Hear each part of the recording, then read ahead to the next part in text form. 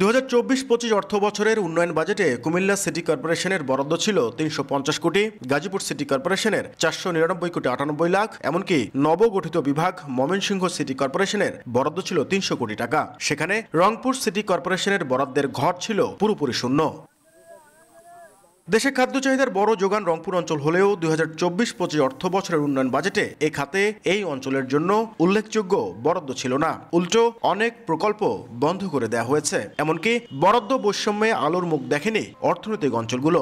অর্থনীতিবিদদের মতে রংপুর অঞ্চলের দারিদ্রতা, বেকারত্ব ও কর্মসংস্থান বাড়াতে বাজেটে বিশেষ বরাদ্দের বিকল্প নেই। এখানে কৃষিভিত্তিক যে শিল্প কারখানা এবং বৈদেশিক যে রপ্তানি নির্ভর শিল্প কারখানা, এগুলো যদি গড়ে তোলা যায় তাহলে অনেক বেশি কর্মসংস্থান তৈরি করা সম্ভব। পাশাপাশি কর্মসংস্থান তৈরি হলে এখানে যে বেকারত্ব, সেই বেকারত্বের হার কমে আসবে।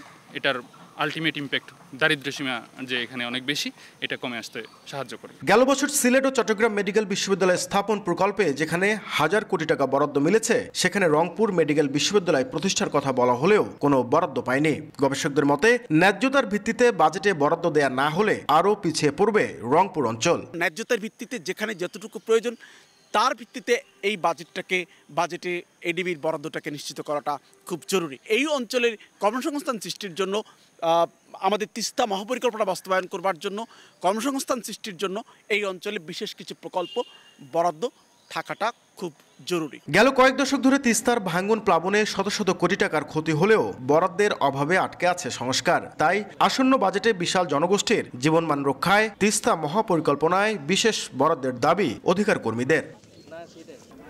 নাজমুল ইসলাম নিশাত, সময় সংবাদ, রংপুর।